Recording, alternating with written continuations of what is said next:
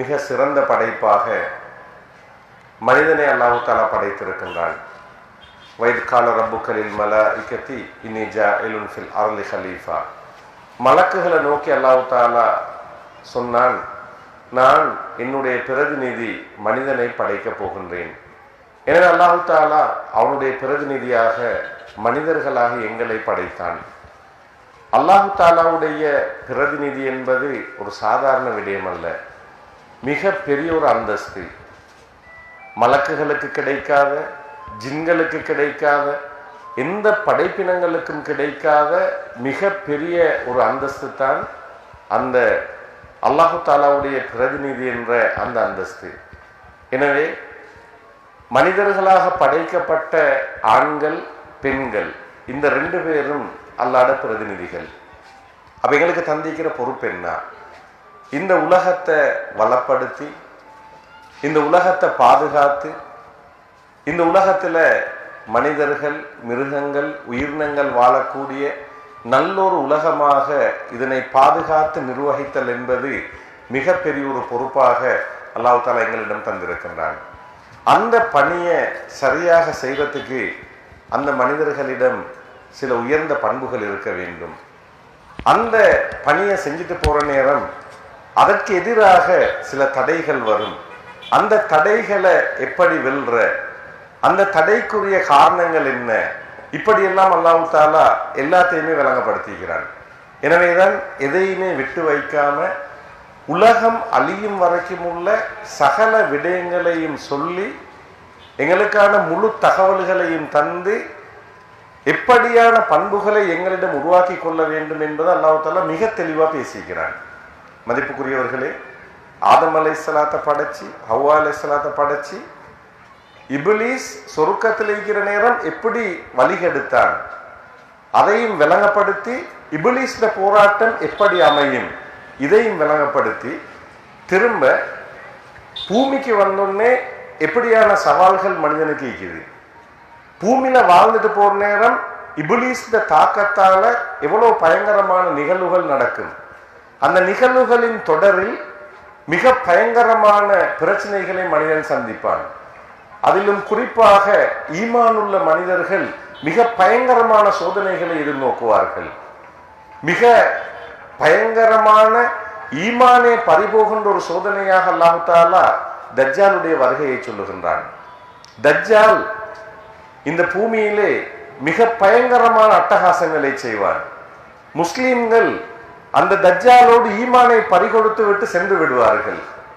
அப்படி தஜ்ஜாலோடு ஈமானை பறிகொடுத்து செல்லுகின்ற அந்த பயங்கரமான சூழ்நிலையில் கூட அல்லாஹ் தஆலா சிறந்த ஆளுமை மிக்க மனிதர்களை இஸ்லாத்தை பாதுகாப்பதற்காக, இந்த மார்க்கத்தை பாதுகாப்பதற்காக அல்லாஹ் தஆலா ஏற்பாடு செய்து வைத்திருக்கின்றான். உங்களுக்கு தெரியும், ஈசா அலைஹிஸ்ஸலாம். ஈசா அலைஹிஸ்ஸலாம் தஜ்ஜாலின் வருகையின் பின்னர் தான் திரும்ப பூமிக்கு வரப்போறாங்க. இப்ப வானத்தில் இருக்கிறாங்க.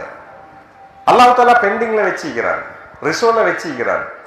ஏன் காரணம்னா, தஜ்ஜால் போன்ற மிக பெரும் அட்டூழியக்காரர்களை அழிப்பதற்கு அதே தரம் வாய்ந்த அந்த உயர்ந்த மனிதர்கள் தேவைப்படுகின்றார்கள். எனவே தஜ்ஜாலோடு போராடக்கூடிய ஒருவரை அல்லாஹ் தஆலா அப்படியே தயார்படுத்தி வைத்திருக்கின்றான். இதெல்லாம் செல்ற செய்தி என்னன்னா, இன்னா நஹ்னு நஸ்ஸல்னா ذிக்ர வ இன்னா லஹு லஹாஃபிதூன். நிச்சயமாக நாங்கள் தான் இந்த அல் குர்ஆனை இறக்கினோம், இந்த அல் குர்ஆனை நாங்கள் தான் பாதுகாப்போம் என்று அல்லாஹ் தஆலா ஒரு வாக்குறுதியை தந்திருக்கின்றான். அல் குர்ஆன் பாதுகாக்கப்பட வேண்டும் என்றால் அல் குர்ஆனை பின்பற்றுகின்ற முஸ்லிம் சமூகம் பாதுகாக்கப்பட வேண்டும். எனவே முஸ்லிம் சமூகம் பாதுகாக்கப்பட வேண்டும் என்றால் அது அல் குர்ஆனை பாதுகாக்கின்ற சமூகம். எனவே முஸ்லிம் சமூகம் அழிக்கப்படும் என்றால் அல் குர்ஆன் அழிக்கப்பட்டுவிடும். எனவே ஆக பயங்கரமான சோதனை, அழிவு முஸ்லிம்களுக்கு தஜ்ஜால்ட வருகை. மற்ற வருகையெல்லாம் சிம்பிள், மற்ற குழப்பங்கள் எல்லாம் சிம்பிள், அது சின்ன விஷயம் தஜ்ஜாலத்தோடு ஒப்பிடுற நேரம். இந்த தஜ்ஜால்ட அந்த போராட்டத்துக்கு அல்லாஹ் தஆலா யாரை தயார்படுத்திக்கிறான்? ஈசா அலைஹிஸ்ஸலாம். இந்த ஈசா அலைஹிஸ்ஸலாத்தோட அந்த சம்பவத்தை நீங்க பார்த்தீங்கன்னா, ஒரு தாய் ஒரு உம்மோட துவா, ஒரு உம்மாட வயிற்றுல இருக்கிற நேரம், குழந்தை இருக்கிற நேரம் அந்த உம்மா கேட்ட துவா, அந்த உம்மாட உயர்ந்த இலக்கு, என்னுடைய வயிற்றில் இருக்கின்ற குழந்தை உயர்ந்த பண்புள்ள, இஸ்லாத்தை பாதுகாக்கக்கூடிய, இந்த மஸ்ஜிதுல் அக்ஸாவை பாதுகாக்கக்கூடிய, இந்த மார்க்கத்தை உலகத்திலே பாதுகாக்கக்கூடிய ஒரு ஆணாக, ஒரு உயர்ந்த பண்புள்ள ஒரு மனிதனாக அந்த குழந்தை இருக்க வேண்டும் என்று அந்த தாய் நியத்து வைத்தால், அந்த தாய் துவா கேட்டாள். அந்த தாய் யாரும் அல்ல, மரியம் அலைஹிஸ்ஸலாம் அவர்களுடைய தாய். மரியம் அலைஹிஸ்ஸலாம் வயிற்றிலே இருக்கின்ற போது கேட்ட துவா. அந்த தாய் எதிர்பார்த்தார், என்னுடைய வயிற்றிலே இருக்கின்ற குழந்தை ஆண் குழந்தையாக இருக்க வேண்டும், இஸ்லாத்தை பாதுகாக்கின்ற, மஸ்ஜிதுல் அக்ஸாவை பாதுகாக்கின்ற அந்த உயர் பண்புள்ள ஒரு ஆணாக அந்த குழந்தை இருக்க வேண்டும் என்று நியத்து வைத்தார். ஆனால் கிடைத்தது பெண் குழந்தை. கவலைப்பட்டார். ரப்பி இன்னி வலஅதுஹா உன்சா, ரப்பே நான் ஒரு பெண் குழந்தையை பெற்றெடுத்திருக்கின்றேன் என்று கவலையோடு சொன்னார். அப்போது அல்லாஹு தாலா அந்த மரியம் அலைஹிஸ்ஸலாம் அவருடைய தாய்க்கு சொன்ன பதில் என்ன தெரியுமா? ஆறுதல் வார்த்தை என்ன தெரியுமா? வலைஸ ذكரு கல் உன்சா, வலைஸ ذكரு கல் உன்சா. ஆம்புல புள்ள பொம்புல புள்ள மாதிரி இல்ல. எனவேதான் பொம்புல புள்ளைய கொஞ்சம் சிறப்பாக்கி கூறிய ஒரு வசனம் தான் இந்த வசனம். நீங்க நினைச்ச அந்த ஆம்புல புள்ள மாதிரி இல்ல, இந்த பொம்புல புள்ள விசேஷமான பொம்புல புள்ள. எனவே மரியம் அலைஹிஸ்ஸலாத்தை பத்தி அல்லாஹ் தஆலா உயர்த்தி கூறிய ஒரு வசனம் அந்த வசனம்.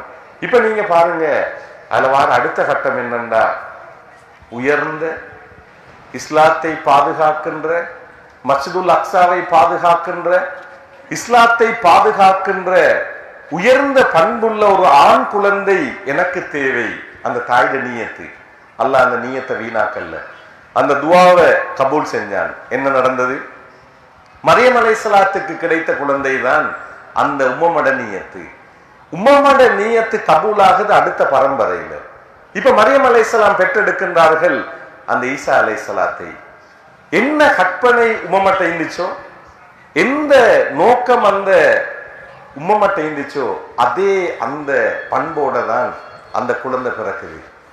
இப்ப பாருங்க, உங்களுக்கு தெரியும், எல்லா நபிமார்களும் ரசூல் ஸல்லல்லாஹு அலைஹி வஸல்லம் பத்தி பேசினாங்க, இஸ்லாத்தை பத்தி பேசினாங்க.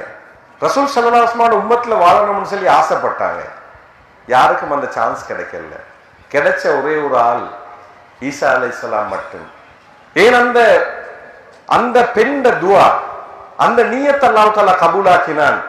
இஸ்லாத்தை மிக பயங்கரமான சூழ்நிலையில பாதுகாக்கின்ற அந்த மிக சிறந்த பண்புள்ள ஆண், இஸ்லாத்தை மஸ்ஜிதுல் அக்ஸாவை மிக பயங்கரமான சூழ்நிலையிலிருந்து பாதுகாக்கின்ற அப்படி மிக சிறந்த ஆளுமை மிக்க அந்த ஆணாக என்னுடைய குழந்தை இருக்க வேண்டும். அப்படியான குழந்தையாக ஈசா அலைஹிஸ்ஸலாம் வந்தார்கள். இந்த ஈசா அலைஹிஸ்ஸலாத்தை அல்லாஹ் தஆலா அந்த உம்மமோட துஆ அல்லாஹ் தஆலா கபூல் செஞ்சான். என்ன செஞ்சான்? உலகம் அழியும் வரைக்கும் வாழுகின்ற ஒருவராக அல்லாஹ் தஆலா மாத்தினான். உடனே வானத்துக்கு உயர்த்திக்கிறான். திரும்ப வருவாங்க தஜ்ஜால் அழிக்கிறதுக்கு. ஏன் தஜ்ஜாலோடு அந்த போராட்டம் என்றால், இந்த இஸ்லாத்தை வாழ வைப்பதற்கு, இந்த இஸ்லாத்தை, இந்த பலஸ்தீனை, இந்த மஸ்ஜிதுல் அக்ஸாவை வாழ வைப்பதற்கு. மதிப்புக்குரியவர்களே, இந்த இடத்திலே நான் இந்த சந்தர்ப்பத்தை இப்படியான ஒரு உதாரணத்தோடு எடுத்ததற்கு காரணம் என்ன தெரியுமா? ஆளுமை மிக்க சிறந்த பண்புள்ள, இஸ்லாத்தை பாதுகாக்கின்ற, இஸ்லாத்துக்காக போராடுகின்ற அந்த உயர்ந்த பண்புள்ள மனிதனாக என்னுடைய குழந்தைகளை நான் உருவாக்குகின்றேனா? நான் மாறி இருக்கின்றேனா? என்னிடம் அந்த பண்பு இருக்கின்றதா? இதனை நாங்கள் சிந்திக்க வேண்டிய ஒரு கட்டத்திலே இருக்கின்றோம். மதிப்புக்குரியவர்களே, துல்காதா மாதத்திலே இருக்கின்றோம். அஷ்ஹுருல் ஹுரும், கண்ணியமிக்க 3 மாதங்கள் தொடராக வருகின்றது. துல்ஹஜ் வருகின்றது, முஹர்ரம் வருகின்றது. இந்த காலத்திலே பேசுகின்ற ஒரு பகுதி தான் இன்னும் ஒரு நபியின் வரலாறு. நாங்கள் அத்தஹியாத்திலே ஓதுகின்ற அந்த நபியுடைய குடும்பம். 5 கடமைகளில் ஒரு கடமை ஹஜ். அந்த ஹஜ்ஜை ஞாபகப்படுத்துகின்ற அந்த குடும்பம். 2 பெருநாட்களில் ஒரு பெருநாளை கொண்டாடுகின்றோம். அந்த பெருநாள் ஒரு குடும்பத்தை ஞாபகப்படுத்துகின்றது, ஹஜ்ஜி பெருநாள். இந்த குடும்பமும் செய்த பணி என்ன தெரியுமா? அந்த குடும்பம் செய்த பணி குடும்பத்தோடு இஸ்லாத்தை பாதுகாக்கின்ற, இந்த உலகத்திலே இஸ்லாத்தை வாழ வைக்கின்ற அந்த உயர்ந்த பண்புள்ள மனிதர்களை உருவாக்கி காட்டியது. அந்த உயர்ந்த பண்புள்ள மனிதர்களுடைய பரம்பரை, அந்த பரம்பரையிலே வந்தவர்கள் தான் எங்கள் பெருமானார் முஹம்மது ஸல்லல்லாஹு அலைஹி வஸல்லம் அவர்கள். எனவேதான் மனிதனே இல்லாத வெறும் பாலைவனத்தில், தாவரம் இல்லாத பாலைவனத்தில், வீடு இல்லாத பாலைவனத்தில், நீர் இல்லாத பாலைவனத்தில் ஒரு வாழ்வாரை படைத்த ஒரு குடும்பம், சிறந்த உயர் பண்புகள் உள்ள மனிதர்களை உருவாக்கிய ஒரு குடும்பமாக அந்த இப்ராஹிம் அலைஹிஸ்ஸலாம் அவருடைய குடும்பத்தை அல் குர்ஆன் எங்களுக்கு ஞாபகப்படுத்துகின்றது. எனவே எங்களுடைய குடும்பத்தை ஒப்பிட்டு பார்க்க வேண்டி இருக்கின்றது. நான் என்னுடைய குடும்பத்திலே அப்படி ஆளுமை மிக்க மனிதர்களை உருவாக்கி இருக்கின்றேனா? தாக்கம் செலுத்துகின்ற மனிதர்களை உருவாக்கி இருக்கின்றேனா? எனக்குள்ள அந்த பலவீனத்துக்கு காரணம் என்ன? மதிப்புக்குரியவர்களே, இந்த இடத்தில் தான் எங்களை பற்றி நாங்கள் சிந்திக்க வேண்டி இருக்கின்றது. எங்களுடைய பண்புகளை பற்றி சிந்திக்க வேண்டி இருக்கின்றது. நாங்கள் எப்படி அதனை சாதிக்கலாம் என்பதனை சிந்திக்க வேண்டி இருக்கின்றது. வமா அர்சல்னா மின் கப்லிக இல்லா ரிஜாலன். சூரத் யூசுஃப்ல அல்லாஹ் தஆலா சொல்லுகின்றான், நபியே, உங்களுக்கு முன்னர் நாங்கள் நபிமார்களாக ரசூல்மார்களாக அனுப்பியவர்கள் ரிஜால்கள். ஆண்கள் என்ற சொற்பிரயோகம் தக்கர் என்ற சொல் அல்லது துக்கூர் என்ற சொல்லை ஆண் பெண்ணுக்கு பாவிக்கும் குர்ஆன். ரிஜால் என்ற சொல்லை ஆளுமை மிக்க சாதிக்கின்ற உயர் பண்புகள் கொண்ட மனிதர்களுக்கு, அப்படியான ஆண்களுக்கு பாவிக்கின்ற சொல் ரிஜால், ஆண்கள் என்ற அந்த சொற்பிரயோகம். மதிப்புக்குரியவர்களே, நபிமார்கள் அப்படியான ரிஜால்களாக இருந்தார்கள். உயர் பண்புள்ள, சாதிக்கின்ற, மாற்றத்தை ஏற்படுத்துகின்ற, நிகழ்வுகளையே மாற்றி அமைக்கின்ற அந்த பெரும் ஆளுமைகளாக அந்த நபிமார்கள் இருந்தார்கள். வமா அர்சல்னா மின் கப்லிக இல்லா ரிஜாலன். எனவேதான் ரிஜால்களாக அந்த நபிமார்கள் இருந்தார்கள். அதே போன்றுதான் அல் குர்ஆன் பாவிக்கின்றது. சஹாபாக்களை பற்றி சொல்லுகின்ற போது ரிஜால் என்ற சொல்லை பாவித்து விட்டு அவர்கள் அல்லாஹு தாலாவுக்கு கொடுத்த வாக்குறுதியை நிறைவேற்றி இருக்கின்றார்கள். சிலர் அல்லாஹ்வுக்காக உயிரை கொடுத்திருக்கின்றார்கள், இன்னும் சிலர் எதிர்பார்த்து கொண்டிருக்கின்றார்கள். இந்த சொற்பிரயோகம் ரிஜாலுன் என்ற சொல்லாக மாறி இருக்கின்றது. இதே போன்றுதான் அர் ரிஜாலு கவ்வாமூன அலன் நிசா. அர் ரிஜால், ஆண், ஆளுமை மிக்க சிறந்த பண்புள்ள ஆண் யார் என்றால் அர் ரிஜாலு கவ்வாமூன அலன் நிசா.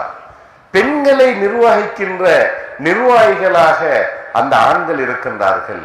இப்படியான ரிஜால்களாக, ஆண்களாக ஆண்கள் இருக்கின்ற போதுதான் இப்படி சாதிக்கின்ற மனிதர்களாக அந்த நபிமார்களை போன்று, அந்த சஹாபாக்களை போன்று, அந்த உயர் பண்புள்ள மனிதர்களை போன்று அந்த பண்புள்ளவர்களாக இருக்கின்ற போதுதான் சாதனையாளர்களாக மாற முடியும். மதிப்புக்குரியவர்களே, இப்போது இந்த உலகத்தின் போக்கை நீங்கள் கவனமாக விளங்க வேண்டும். உலகம் எங்களை சுயநலவிகளாகவும் குறுகிய நோக்கங்களை உள்ளவர்களாகவும் சாதாரண சிறிய இலக்குகளை நோக்கி வாழ்பவர்களாகவும் மாற்றி இருக்கின்றது. அது ஒரு பக்கம். இன்னொரு பக்கத்திலே பாத்தில் என்ற பொய்களின் மீது இந்த உலகம் கட்டி எழுப்பப்படுகின்றது. பயங்கரமான பொய்களிலே இந்த உலகம் கட்டி எழுப்பப்படுகின்றது. அந்த பொய்களை நம்புகின்ற ஒரு மாயையிலே தான் நாங்கள் வாழ்ந்து கொண்டிருக்கின்றோம். எத்தனையோ உதாரணங்கள். சாதாரணமா சில கேள்விகளை கேட்டா, மதிப்புக்குரியவர்களே, எங்களுக்கு தெரியும், நாங்க ஸ்கூல்ல படிச்ச பொய்கள். நான் ஏன் பொய்கள் செல்றேன்னா, அந்த பொய்களை நல்லாவே ஏற்றுக்கொண்டிருக்கிறோம். இந்த உலகத்தை அப்படியே ஆளுற பொய்கள். என்ன பொய்? விண்வெளி வீரன், முதலாவது விண்வெளி வீரன் யாருன்னு நான் உங்கள்கிட்ட கேட்டா நீங்க சொல்ல போறாங்க நீல் ஆம்ஸ்ட்ராங். ஏன்னா சின்னத்துல இருந்து படிச்சது. முதலாவது விமானத்தை கண்டுபிடிச்சது யாருன்னு கேட்டா நீங்க எல்லாரும் சொல்ல போறீங்க ரைட் சகோதரர்கள். இது இன்னொரு உலகத்தாள்ற பொய். அமெரிக்கால September 11 world trade centre WTC 9/11 attack. யாரு அந்த 2 பில்டிங்கையும் உடைச்ச? 110 தட்டு. உசாமா பின் லாதன். இது நாங்க அப்படியே நம்பிக்கிறோம். இந்த இடத்துல நான் அதை ஏன் பொய்கள் என்று சொல்லுகின்றேன் என்றால், நேரம் அமெரிக்கான கொடி பறக்குது, சந்திரன்ல காத்து இல்ல, எப்படி பறக்கலும்? மூணாவது, நீல் ஆம்ஸ்ட்ராங் போட்டோல வீடியோல 4 நிழல் ஈக்குது. சூரியன் வெளிச்சம் மட்டும்னா ஒரு நிழல், கேமரால உள்ள பிளாஷ் லைட்னா ஒரு நிழல் ஈக்கணும், எப்படி 4 நிழல்? இதெல்லாம் வச்சு சைனா ரஷ்யா விஞ்ஞானிகள் மறுக்கிறாங்க. என்ன தெரியுமா? இது அமெரிக்காட பொய். எனவே இப்ப பிள்ளைக்கு நீங்க ஸ்கூல்ல இது எழுதாத பொய்னா மார்க்ஸ் இல்ல, பொய்ய எழுதினாத்தான் பாஸ் ஆகலும். உலகத்துல பாத்திலான உலகம் ஒன்று இதுக்குத்தான். நியூ வேர்ல்டு ஆர்டர் சொல்லி அமெரிக்கா பொய்களின் மீது, பாத்தில்களின் மீது இந்த உலகத்தை கட்டி எழுப்புது. ரைட் சகோதரர்கள் விமானத்தை கண்டுபிடிச்சாண்டா? இல்ல, பொய். ஏன் பொய்? ரைட் சகோதரர்களுக்கு எத்தனையோ வருஷத்துக்கு முந்தி பறந்து காட்டினது அப்பாஸ் பின் ஃபர்னாஸ். உலகத்துல பறந்து காட்டினார். ரைட் சகோதரர்களுக்கு முன்பு விமானத்துல பறக்கலும். நபி மேராஜ் போனாங்க, புராக் வாகனம். சுலைமான் அலைஹிஸ்ஸலாம் பறந்திக்கிறாங்க காத்தால. எனவே பறக்கலும். ட்ரை பண்ணினார், ஆய்வு செஞ்சார், பறந்து காட்டினார். சின்ன ஒரு ஃபால்ட் நடந்துட்டு. என்ன ஃபால்ட்? Landing system பிழைச்சிட்டு. எனவே சரியா லேண்ட் பண்ணலாம் போச்சு. பறந்து வந்த மனுஷன் அப்படி போயிட்டு முட்டிப்பட்டு ஷஹீத் ஆயிட்டார். விமானத்தை கண்டுபிடிப்பதற்காக உயிரை கொடுத்த அந்த ரிஜால்கள் தான் எங்களுடைய அந்த பழைய பரம்பரை. விமானத்தை கண்டுபிடிப்பதற்காக உயிரை கொடுத்த அந்த ஆளுமை மிக்க மனிதர்கள். அவர் மவுத் ஆயிட்டார். டாக்குமெண்ட் எல்லாம் எழுதி வச்சிருந்தார். முஸ்லிம்களோட லைப்ரரியில இருந்துச்சு. இப்ப என்ன நடந்த? சிலுவை போராட்டம் ஆரம்பித்தது. சிலுவை போராட்ட வீரர்கள் எங்களுடைய லைப்ரரி ஆக்கிரமிச்சாங்க. எல்லா டாக்குமெண்ட்டையும் களவெடுத்துட்டு போனாங்க. இதுல அப்பாஸ் பின் ஃபர்னாஸ் அந்த டாக்குமெண்ட் அப்படியே ரைட் சகோதரர்களே கிடைச்சா ஒரு கஷ்டமும் இல்லை. பறக்கிறதுக்கு பிளைட்டை கண்டுபிடிக்கலும். எல்லா டாக்குமெண்ட்டும் இருக்குது. ஒரே ஒரு விஷயம் தான் சேர்க்கணும். என்ன? லேன் பண்றது. எனவே லேன் பண்றது அந்த சிஸ்டத்தை மட்டும் சேர்த்த பேர் போன ரைட் சகோதரர்கள். எனவே உண்மையை அப்படியே மறைச்சு பொய்யின் மீது உலகத்தை கட்டி எழுப்புற அந்த அமெரிக்காவின் அந்த பொய் உலகத்திலே வாழ்ந்து கொண்டிருக்கின்றோம். அது மட்டும் இல்ல, செப்டம்பர் 11 அட்டாக், உசாமா பின் லாடன் அதை உடைக்கல. யார் சொல்ற? அமெரிக்க விஞ்ஞானிகள் சொல்றாங்க. ஏன்? 110 தட்டு கட்டிக்கிற கான்கிரீட் பில்டிங், கடுமையான இரும்பு, அதுல மேல முட்டினதுக்கு கீழே உள்ள பில்டிங் உள்ள கார்ட்போர்டால ரிஜிஃபமால கட்டில்ல. ஒவ்வொரு தட்டுக்கும் குண்டு வச்சு ஒரே டைம்ல குண்டு வெடிச்சாத்தான் அப்படி ஒரு பில்டிங் உள்ள எழுமா. அப்ப யார் அந்த குண்டை வச்ச? பிளைட் முட்டியோட இல்ல. அப்ப என்ன பொய்? அமெரிக்கா செல்லிச்சு உசாமா பின் லாடன் நம்பினோம். திரும்ப உசாமா பின் லாடன் புடிச்சேன்னு செல்லிச்சு நம்பினோம். கொண்டன்னு செல்லிச்சு நம்பினோம். பொடிய காட்டல்ல கடல்ல போட்டுன்னு செல்ல நம்பினோம். ஏன் அமெரிக்கா சென்னா நம்பணும்? இதுதான் எங்களோட வாழ்க்கை. எங்கேயோ ஒரு மாயையில வாழ்ந்து கொண்டிருக்கிறோம், பாத்தில்ல வாழ்ந்து கொண்டிருக்கிறோம், சத்தியத்தை கையில வச்சு கொண்டு. எனவே சத்தியத்தின் மனிதர்கள் அந்த ரிஜால்களை படிக்க அமைக்கிறோம். அசத்தியவாதிகள், பாத்தில்கள்ல உருவாக்கப்பட்ட அந்த மனிதர்கள் அவங்களோட வரலாறுல, அவங்களோட பொய்கள்ல வாழ்ந்து கொண்டிருக்கிறோம். எனவே எங்களுடைய வரலாறை நாங்கள் மீட்ட வேண்டி இருக்கின்றது. நாங்கள் அந்த ஆளுமை மிக்க மனிதர்களாக மாற வேண்டி இருக்கின்றது. எங்களுடைய இந்த மனிதர்களை அப்படியான ரிஜால்களாக மாற்ற வேண்டி இருக்கின்றது. அதற்கான சத்தியம் எங்களுடைய கையிலே இருக்கின்றது. எனவேதான் அந்த நபிமார்கள் சாதித்த சாதனை, அந்த சஹாபாக்கள் சாதித்த சாதனை. முதலாவது விண்வெளி வீரர் யாருண்டா? உண்மையா ஈமானுள்ள ஒரு மனுஷன் சொல்ற கதை ஸல்லல்லாஹு அலைஹி வஸல்லம் அவங்க. ஏன் முதலாவது விண்வெளி வீரர்? ஏன் விண்வெளி வீரர் அந்த சொல்ல யூஸ் பண்றா? 7 வானங்களையும் தாண்டி அல்லாஹ்க்கு கிட்ட போற மிகப்பெரிய விண்வெளி பயணம் மலக்குகள். அதுல ஜிப்ரீல் அலைஹிஸ்ஸலாம். ஜிப்ரீல் அலைஹிஸ்ஸலாம் வஹி எடுக்க ஆக தொப்புக்கு போவாங்க, அல்லாஹ்ட்ட போயிட்டு வருவாங்க. ஜிப்ரீல் அலைஹிஸ்ஸலாத்துடைய எல்லையையும் தாண்டி காப கௌசைனி அவ் அத்னா, அல்லாஹ்வோடு மிக நெருக்கமாக இருந்து பேசினார்கள் என்று அல் குர்ஆன் பாவிக்கின்றது எங்களுடைய பெருமானார் முஹம்மது ஸல்லல்லாஹு அலைஹி வஸல்லம் அவர்களை. எனவேதான் விண்வெளி வீரனாக என்னுடைய குழந்தையை, என்னுடைய பிள்ளையை உருவாக்குவது நபி வழி. ஒரு தொழுகையாளியை உருவாக்குவது போன்று ராக்கெட்டை கண்டுபிடிக்கிறவனை உருவாக்குறது நபி வழி. புராக் வாகனம் மிகப்பெரிய வேகமாக செல்கின்ற வாகனமாக இருந்தால் ராக்கெட்டை கண்டுபிடிக்கின்ற, சேட்டலைட்டை கண்டுபிடிக்கின்ற அப்படியான ஆளுமைகளை உருவாக்குவது அது நபி வழி. தொழுகையை கொண்டு வருவதற்கு விண்வெளி பயணம் என்றால் தொழுகின்ற மனிதன் விண்வெளி வீரனாக மாறுதல் என்பது அது நபி வழி. இதுதான் எங்களுடைய மார்க்கம். இப்படியான ஆளுமைகளை உருவாக்குகின்ற, அப்படியான ரிஜால்களை உருவாக்குகின்ற அந்த பணிதான் இந்த இஸ்லாமிய பணி. ஆனா நாங்கள் எங்கோ இருக்கின்றோம், உலகத்திலே மூழ்கி இருக்கின்றோம். உலகம் எங்களை சுருக்கி வைத்திருக்கின்றது. அல்லது சில நேரம் எங்களுடைய வீடுகளுக்குள் நாங்கள் அடைபட்டிருக்கின்றோம், எங்கள் வீடுகளுக்குள் நாங்கள் முடங்கி கிடக்கின்றோம். இந்த மிகப்பெரிய அந்த இஸ்லாத்தை, அந்த பணியை மறந்திருக்கின்றோம். அந்த நபிமார்கள் சாதித்த அந்த சாதனைகளை தெரியாமல் இருக்கின்றோம். சஹாபாக்கள் செய்த அந்த பணியை மறந்திருக்கின்றோம். எங்களுடைய அந்த பொய் மாயை உலகம் அதை எங்களுக்கு மறைச்சு கொண்டிருக்குது. இதை உடைச்சிட்டு நாங்க வெளியே வர வேண்டிய தேவை உண்டிக்குது. இந்த உலகத்தை மாற்ற வேண்டிய தேவைக்குது. சத்தியத்தை கையிலே வைத்துக் கொண்டு அசத்தியத்தை நம்பிக்கொண்டு வாழுகின்ற இந்த உலகத்தை மாற்ற வேண்டிய பொறுப்பில் உள்ளவர்கள் நாங்கள். எனவேதான் நாங்கள் ரிஜால்களாக மாற வேண்டி இருக்கின்றோம். அந்த ஆளுமை மிக்க மனிதர்களாக மாற வேண்டிய தேவை இருக்கின்றது. ஏன் உலகத்திலே நாங்கள் அடி வாங்குகின்றோம்? ஏன் முஸ்லிம் ரத்தத்துக்கு பொறுமதில்லை? மிக சீப்பான ரத்தம் முஸ்லிம் ரத்தம். ஏன் அப்படியானவர்களாக மாறி இருக்கின்றோம்? மதிப்புக்குரியவர்களே, சில விஷயங்களை கட்டாயம் பேசித்தான் ஆகணும். பேசாம சில விஷயங்களை நாங்க சாதிக்கோமேலா. அர்ரிஜாலு கவ்வாமுன் அலன் நிசா. இந்த வசனம் சொல்லித்தார பாடம் என்ன தெரியுமா?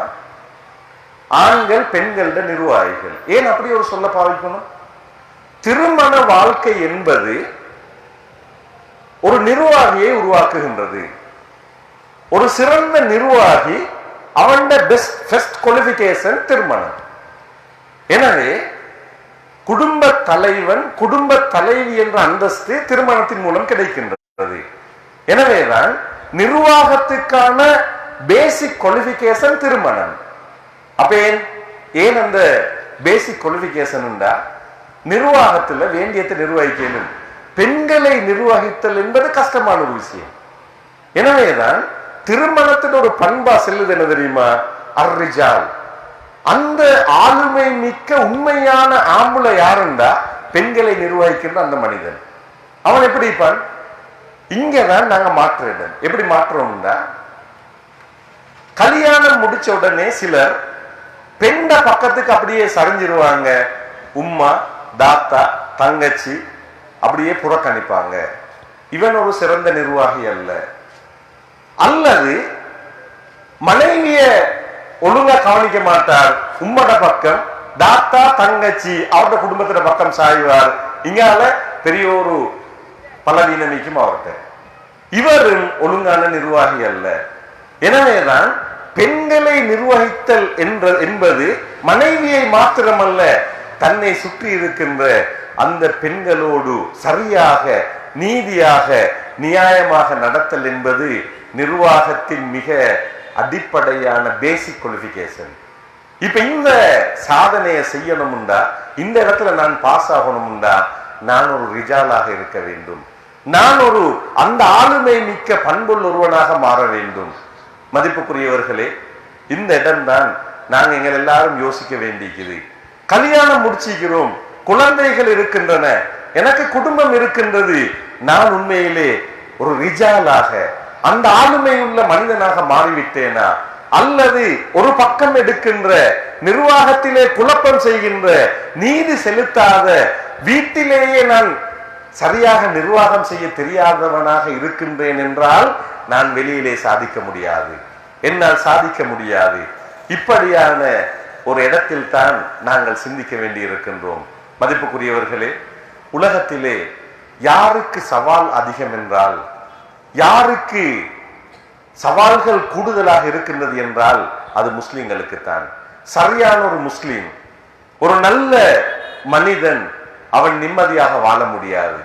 உயர்ந்த இலக்குகளை கொண்ட மனிதர்கள் ஒரு நாள் நிம்மதியாக தூங்க முடியாது.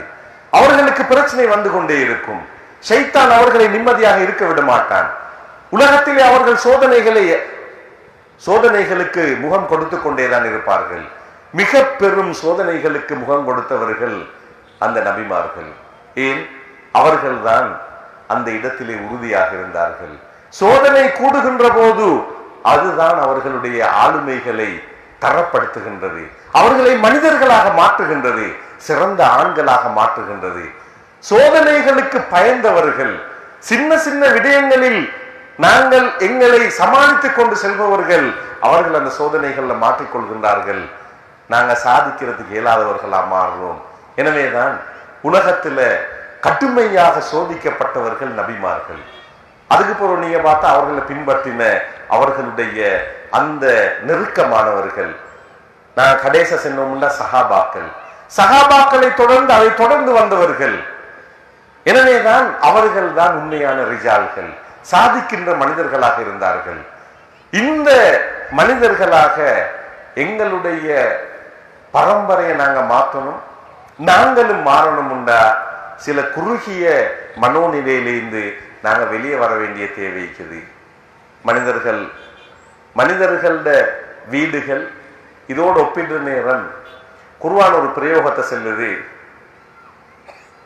இன்ன அவுஹனல் புயூத்தி லபைத்துல் அன்கபூத். வீடுகள்ல மிக பலவீனமான வீடு இந்த வீடு.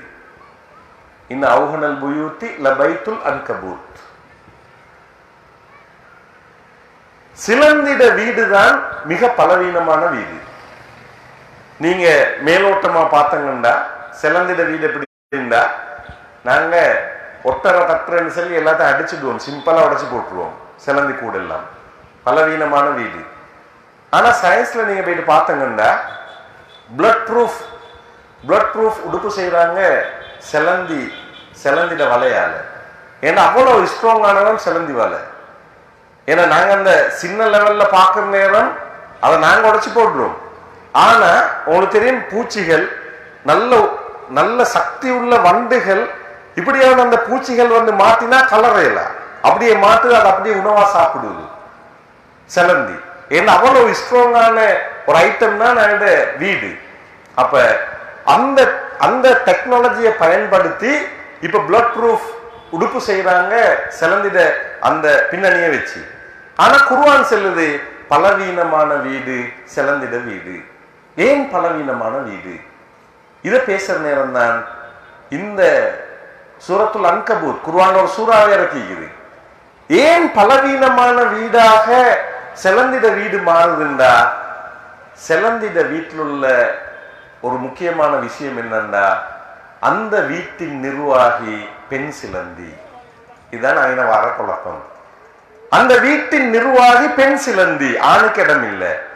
எனவேதான் இந்த பெண் சிலந்தியின் ஆதிக்கம். இந்த வீட்டை கட்டுகின்றதும் அந்த பெண் சிலந்தி தான். எனவே சிலந்திட வீடு, பெண் சிலந்திட வீடு, அந்த வீட்டுல வாழ்றதுக்கு ஆணுக்கு அனுமதி கிடைக்கும். சில இடங்கள்ல அந்த ஆணை தேவையில்லையா கொண்டு போட்டுரும். எனவேதான் பிளக் விடோன்னு சொல்லி ஒரு சிலந்திக்குது. பிளக் விடோண்டா உங்களுக்கு தெரியும், அது எப்பவும் விடோ, எப்பவுமே இந்த கணவன் இல்லாத ஒரு அல்லது ஆண் இல்லாத, ஆண் துணை இல்லாத தான் நீக்கும். அதுக்கு இந்த என்ன சொல்லுவோம், இந்த விதவை எப்பவுமே விதவையாத்தான் நீக்கும். என்னன்னா ஆணை கொண்டு போட்டுரும்.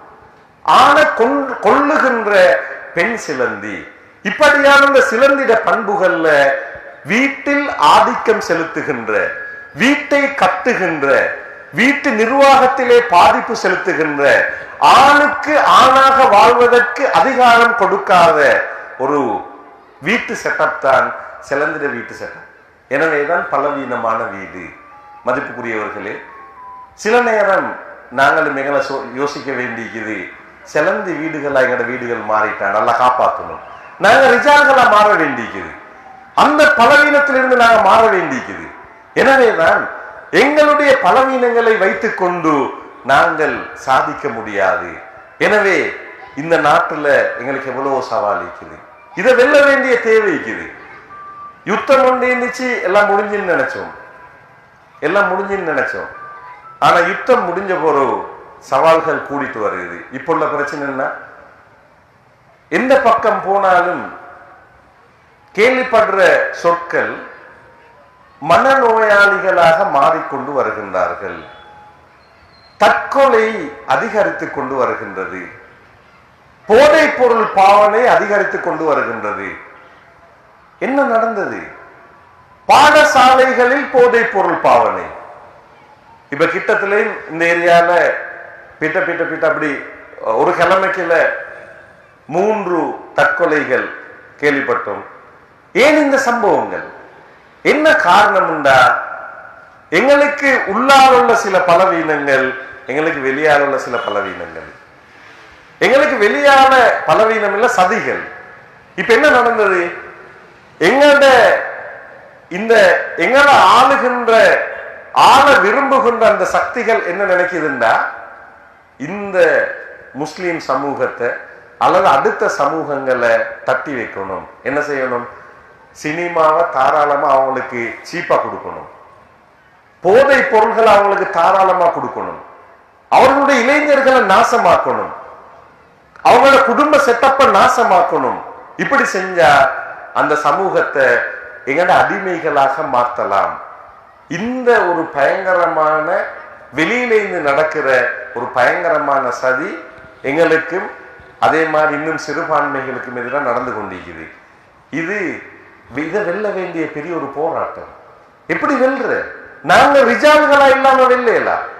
மதிப்புக்குரியவர்களே, அன்றைக்கு ஒரு நிகழ்ச்சியில கலந்து கொண்டிருந்த நேரம், அப்ப போதைப் பொருள் சம்பந்தமான பெரிய ஒரு பகுதி பேசப்பட்டுச்சு. அதுல பேசப்பட்ட சில விடயங்கள் ஒருத்தர் அழகான ஒரு கருத்தொண்ட சொன்னாரு. போதைப் பொருள் போதைப் பொருள் போதைப் பொருள்னு சொல்லி என்னென்ன எல்லாம் பேசிக்கிறோம். எங்கள்ல இருந்து நாங்க ஸ்டார்ட் பண்ணணும். ஹராம் என்னை தேய்க்குதுண்டா நான் அந்த ஹராத்தை இல்லாம ஆக்கணும். எனவே போதைப் பொருள் பாவனை ஹராம் என்று பேசுறோம். சிகரெட்டை குடிச்சு கொண்டு நான் எப்படி போதைப் பொருள் ஹராம் என்று பேசலும்? அங்கிருந்துதான் ஹராம் ஆரம்பிக்கின்றது.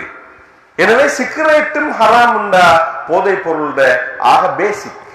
எனவே சாதாரணமா சிகரெட்டை குடிக்கிற சமூகத்துல சாதாரண நிகழ்வா மாறிக்குதுண்டா, சிகரெட் வியாபாரம் ஒரு கடையில வியாபாரமா மாறிக்குதுண்டா, அந்த வியாபாரிட சம்பாத்தியம் ஹராமான சம்பாத்தியம்.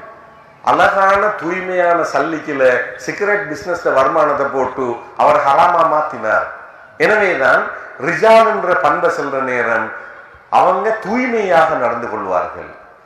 ஃபீஹி ரிஜாலுன் ஐயத்தஹரு, அவர்கள் அந்த ரிஜால்கள் மதீனாவிலே இருந்த அந்த சஹாபாக்கள், அந்த சிறந்த பண்புள்ள மனிதர்கள், அவங்க தூய்மையாக சுத்தமாக விரும்புவாங்க. எனவே நான் முதலாவது சுத்தமாகணும்.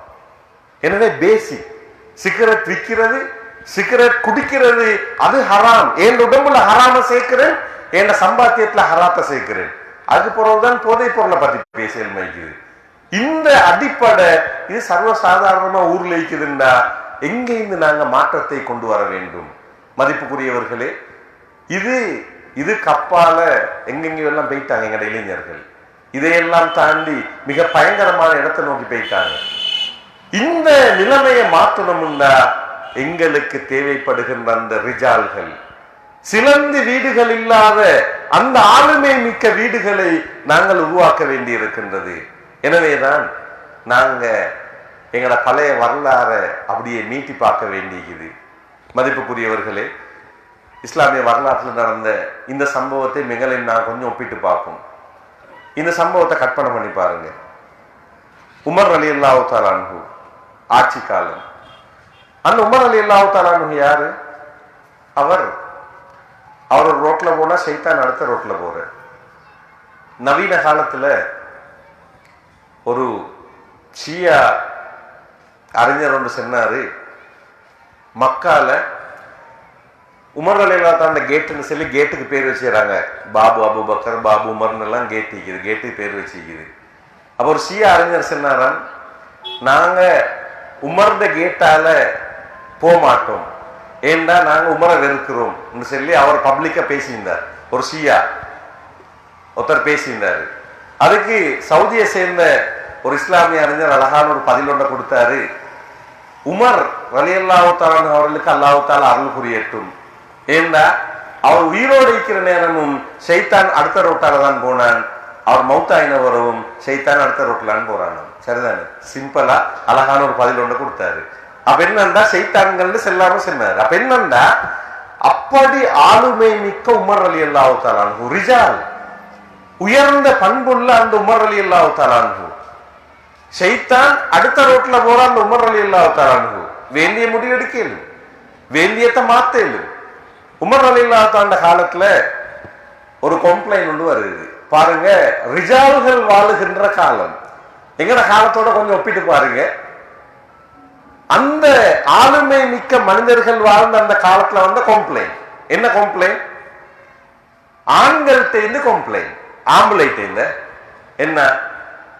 பொம்புலகள் நிறைய மகர் கேட்கிறாங்க, எங்களுக்கு அந்த அளவு மகர் கொடுக்கலாம். சுப்ஹானல்லாஹ், வித்தியாசமான ஒரு கம்ப்ளைண்ட், தலகீழான ஒரு கம்ப்ளைண்ட். பொம்புலகள் நிறைய மகர் கேட்கிறாங்க, எனவே பெரிய தொகை மகரை கொடுத்து கல்யாணம் முடிக்க வேண்டி வந்திருக்குது, எனவே எங்களுக்கு அந்த மகரை கொடுக்கலாம் இருக்குது, எனவே கொஞ்சம் மகரை லிமிட் பண்ணுங்க, இல்லாட்டி எங்களுக்கு கல்யாணம் முடிக்கலாம் போகும், எனவே மகர் தொகையை லிமிட் பண்ணுங்க, எனவே ஒரு எல்லையில கொண்டு வைங்க, எல்லை இல்லாம போயிட்டு இருக்குது, கண்ட்ரோல் பண்ணுங்க. ரிஜால்கள் ஆண்கள் அந்த சஹாபாக்கள் தாபியீன்கள் பிரச்சனையை முன் வைக்கிறாங்க. உமர் ரலியல்லாஹு தஆலா அன்ஹு சபையை கூட்டுறார். பள்ளியில மஸ்ஜிது நபவியில ஆண்கள் பெண்கள் எல்லாரும் ஒன்று சேர்றாங்க. ரைட், கூட்டம் ஆரம்பமாகுது. உமர் ரலியல்லாஹு தான் பேசுறாங்க. இந்த கூட்டத்தை நாங்க ஏன் கூட்டிக்கிறோம்னா, ஆண்கள் எதிர்நோக்குகின்ற ஒரு பிரச்சனை, அந்த பிரச்சனைக்கு தீர்வு காணணும். மகர் தொகை கூட்டிட்டு போகுது, பெண்கள் எக்கச்சக்கமான மகர் கேட்கிறாங்க திருமணம் முடிக்கிறதுக்கு, இதை லிமிட் பண்ண வேண்டிக்குது, எனவே அது சம்பந்தமான கூட்டம் தான் நாங்கள் கூடிக்கிறோம், எனவே இது சம்பந்தமான உங்களோட கருத்தை செல்லுங்க சொல்லி சபைக்கு கருத்து செல்றதுக்கு இடம் கொடுக்குறாங்க.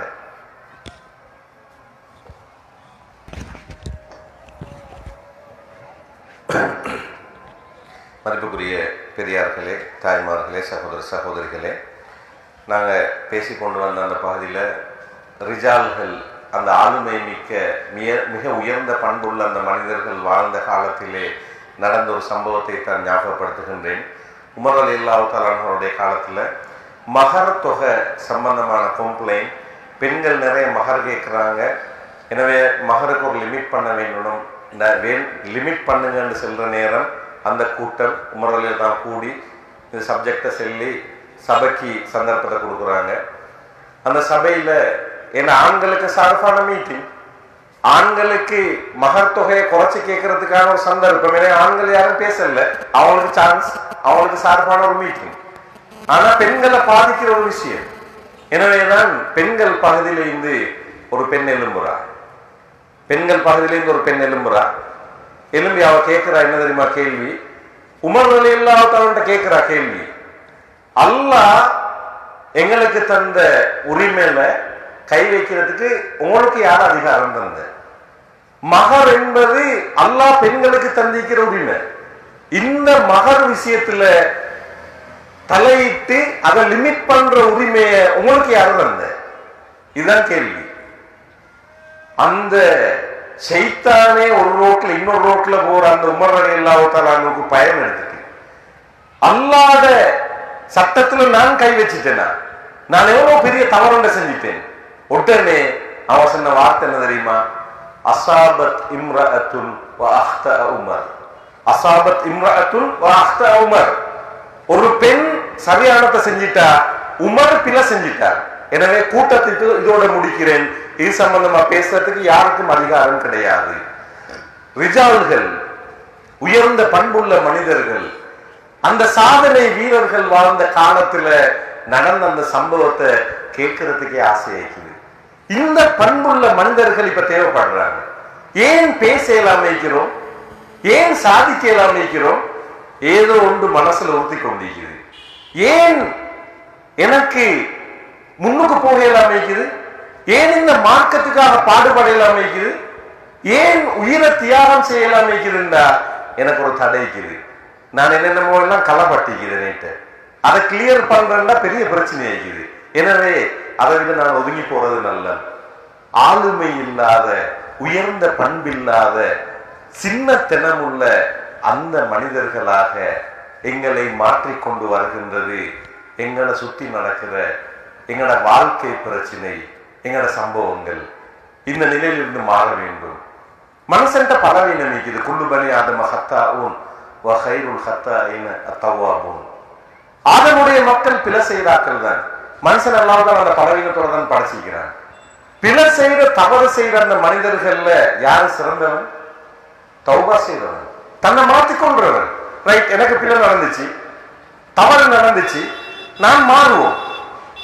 அந்த பிழையை வச்சு கொண்டு நான் கோழையாக அந்த ரிஜால் என்ற பண்பை இழந்து, உயர்ந்த அந்த பண்புகளை இழந்து வாழ்வதுதான் கோழைத்தனம்.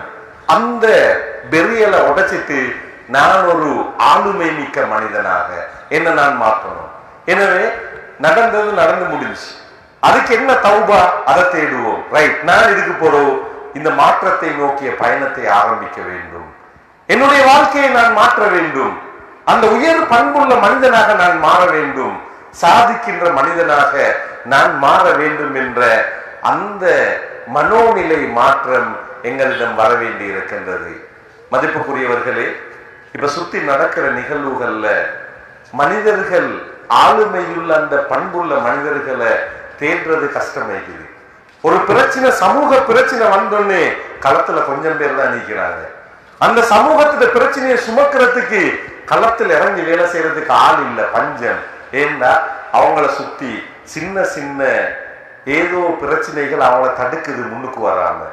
எனவே இந்த சிக்கல்களை உடைத்தெறிந்து நான் சமூகத்தை நோக்கி, அந்த ஈசா அலைஹிஸ்ஸலாத்த மரியம் அலைஹிஸ்ஸலாம் எப்படி உருவாக்கினார்களோ, மரியம் அலைஹிஸ்ஸலாத்தோட உம்மா எப்படி ஒரு சிறந்த பரம்பரை, உலகம் அழியும் வரைக்கும் ஒரு சிறந்த ஒரு ரிஜால தந்திக்கிறோம், அப்படியான மனிதர்களாக நாங்க மாற வேண்டியிருக்குது.